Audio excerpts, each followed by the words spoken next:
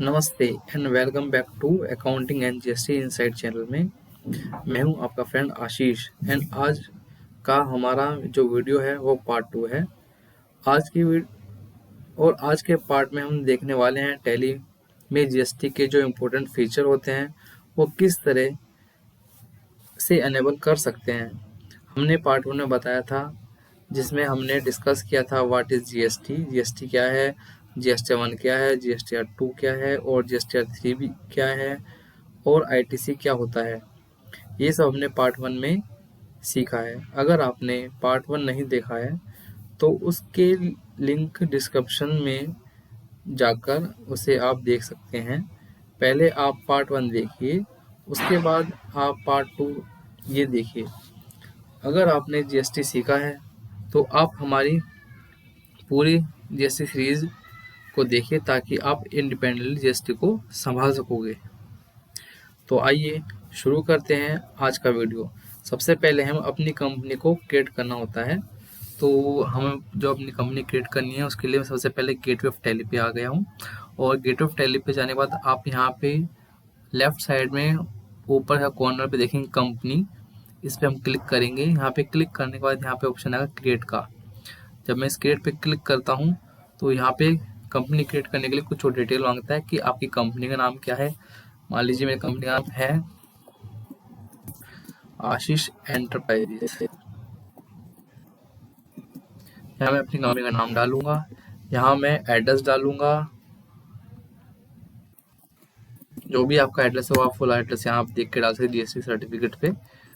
State किस states में मैं हूँ, जो मेरे को जीएसटी मिला हुआ है वो उत्तर प्रदेश है। पिन कोड आप यहाँ का जो पिन कोड है वो डालेंगे। मोबाइल नंबर, टेलीफोन नंबर, आपकी कोई वेबसाइट है या ईमेल आईडी है वो आप यहाँ डाल सकते हैं। किस फाइनेंशियल के लिए आप कंपनी स्टार्ट कर रहे हैं वो यहाँ पे सिलेक्ट करेंगे। ये आपके लिए नहीं है। एनेबल सिंक्रोनाइजिंग कोई नहीं है, सिंक्रोनाइजिंग कुछ नहीं है। Enable series number uploaded from Excel ऐसे छोड़ देंगे। और ये हमारी इस तरीके से कंपनी क्रिएट हो जाती है। अभी आप देखेंगे आशीष एंटरप्राइज के नाम से यहाँ पर कंपनी तैयार हो गई है। तो सबसे पहले हम क्या करेंगे, जीएसटी की जो सेटिंग है वो हमारे टैली में होती है। तो हम देखते हैं जीएसटी से रिलेटेड जो इम्पोर्टेंट नोट्स हैं उनको हम नोट कर लेते हैं। तो पहले क्या करेंगे, गेटवे ऑफ टैली पे ही जाके यहाँ पे हम अल्टर पे क्लिक करेंगे। अल्टर में जाने के बाद हम यहाँ पर स्ट्रेटजी मास्टर में जाके जीएसटी रजिस्ट्रेशन पे क्लिक करेंगे। अब यहाँ पे हम फर्स्ट टाइम रजिस्टर कर रहे हैं तो यहाँ पे क्रिएट पे क्लिक करेंगे। अब जो ये डिटेल है ये आती है जीएसटी रजिस्ट्रेशन, जो हमारा रजिस्ट्रेशन हमने जो लिया है, जीएसटी सर्टिफिकेट नंबर है हमारे पास, उससे रिलेटेड डिटेल यहाँ पे हमको डालनी होती है। तो जो भी स्टेट है, जिस स्टेट के लिए हमारे पास जीएसटी नंबर है वो हम यहाँ सेलेक्ट करेंगे। तो मेरे पास जो है उत्तर प्रदेश का है तो मैं उस पर उत्तर प्रदेश क्लिक करूँगा। यहाँ रजिस्ट्रेशन टाइप, हमारा रजिस्ट्रेशन टाइप यहाँ 3 प्रकार के रजिस्टर होते हैं। एक तो होता है रेगुलर, एक होता है कंपोजिशन, एक होता है हमारा रेगुलर SEZ।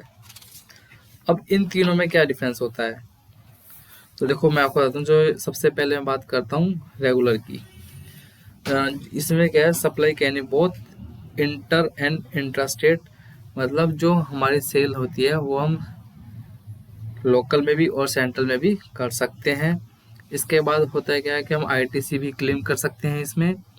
और इसमें जीएसटी से रिलेटेड जितने भी लॉ होते हैं उनके अकॉर्डिंग हम अपनी रिटर्न को फाइल कर सकते हैं।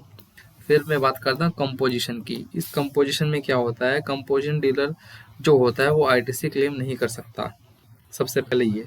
दूसरा तो कंपोजिशन जो है वो इंट्रास्टेट सेल नहीं कर सकता। और इंटर कंपोजिशन स्कीम में क्या होता है, उसमें हमें मिनिमम टैक्स मतलब 1%, मतलब जो टोटल हमारी सेल होती है उस टोटल सेल का हमें 1% टैक्स की पेमेंट करनी होती है। अब वो 1% कैसा होता है, 0.5% हमारा CGST होता है और 0.5% हमारा SGST होता है। ठीक है। और फिर हम आते हैं रेगुलर SEZ में। अब रेगुलर SEZ का मतलब होता है स्पेशल इकोनॉमिक जोन।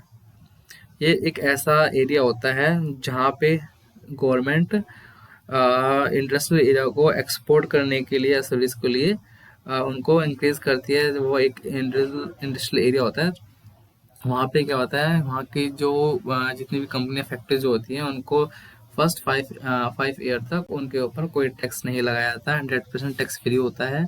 और नेक्स्ट 5 ईयर के लिए उनको जो टैक्स है वो 50% टैक्स लाइबिलिटीज होती है।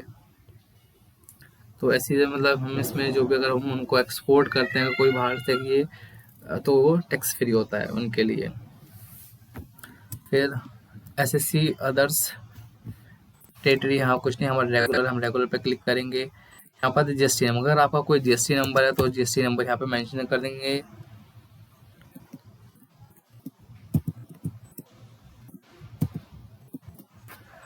अब यहाँ पर आता है पीरियोडिसिटी ऑफ द जीएसटीआर 1, मतलब जो आपके रिटर्न्स हैं वो आप रिटर्न को मंथली फाइल कर रहे हैं या क्वार्टरली फाइल कर रहे हैं, ये डिपेंड करता है हमारी, मतलब ऑप्शनल भी है और डिपेंड भी करता है कि आप मंथली रिटर्न फाइल करेंगे या क्वार्टरली रिटर्न फाइल करेंगे। अगर आपके टर्नओवर 5 करोड़ से ऊपर है तो उसके लिए आपको मंथली रिटर्न फाइल करना ही मैंडेटरी है। ठीक है, अगर आपकी जो टर्नओवर है वो 5 करोड़ लेस देन 5 करोड़ है तो उस केस में आप चाहो तो अपनी रिटर्न को क्वार्टरली भी फाइल कर सकते हैं और मंथली भी फाइल कर सकते हैं। फिर नेक्स्ट ऑप्शन पर आते हैं, तो यहाँ नेक्स्ट ऑप्शन हमारा है ई इनवॉइस एप्लीकेबल। ई इनवॉइसिंग, अब ई इनवॉइसिंग में क्या है कि जिनकी टर्नओवर मोर देन 5 करोड़ है उनके लिए ई इनवॉइसिंग कंपलसरी है। मतलब जिस पार्टी की जो सेलर है, अगर उसकी जो टर्नओवर जो अगर वो पूरे साल का सेल आउट कर रहा है 5 करोड़ से ज़्यादा, तो उसके लिए ई इनवॉइसिंग करना कंपलसरी है। अब ई इनवॉइसिंग में क्या होता है कि गवर्नमेंट ने क्या बोला कि भाई आपकी जो B2B सेल है, मतलब जो रजिस्टर्ड पर्सन को सेल कर रहे हो, तो उनका डाटा आप हमें तुरंत ही जीएसटी पोर्टल पे शो कर दें, मतलब हम उसको फिट कर दें ताकि गवर्नमेंट को एट अ टाइम चीज़ें पता लगती रहे कि हम जो B2B इतनी सेल कर रहे हैं उनकी डिटेल उनके पास हैंड टू हैंड पहुँचती रहे। अब ये कह रहे हैं इनवॉइस बिल फ्रॉम प्लेस, किस प्लेस से आप हम जो सेल कर रहे हैं वो कहाँ से कर रहे हैं, मतलब नोएडा से, तो यहाँ नोएडा डाल दूंगा। अब आते हैं ई बिल एप्लीकेबल। ई बिल अगर आप कोई भी बिल बनाते हैं अगर उसकी वैल्यू 50,000 से ऊपर होती है तो उसके लिए आपको ई बिल बनाना कंपलसरी है। अगर यस कर देता हूँ मैं इसको, एप्लीकेबल फ्रॉम, जब से जिस डेट से मुझे एप्लीकेबल करना है तो उसको एप्लीकेबल कर लेता हूँ, और इंटरेस्ट रेट से यस, ये करने के बाद यहाँ पर मेरी जीएसटी की सेटिंग हो जाती है। अब देखिए मैं आपको बता देता हूँ, इसके बाद हम आते हैं, दोबारा वापस आते हैं और वापस आकर हम यहाँ पे पैन और सिम डिटेल में जाते हैं। पैन डिटेल में जाके यहाँ पर पैन नंबर डालेंगे। अगर आपका कॉर्पोरेट आइडेंटिफी नंबर से नंबर है तो वो यहाँ डाल सकते हैं, ये कंपनी के लिए होता है। अगर आपके पास नंबर नहीं है तो उसको ब्लैंक छोड़ के ही आप इसको ऐसे ही सेव कर सकते हैं। ये हमारी डिटेल थी जो हम सबसे पहले ऐड करनी थी, और करेक्ट डिटेल फिल करनी होती है ताकि जो हमारी रिपोर्ट्स है वो इनके बेस पर ही हमारे इनवॉइस को ऑटो कैलकुलेट प्रेजेंट करती है। सो इस तरीके से देखा हमने कि कैसे जीएसटी को एनेबल कर सकते हैं। ये प्रोसेस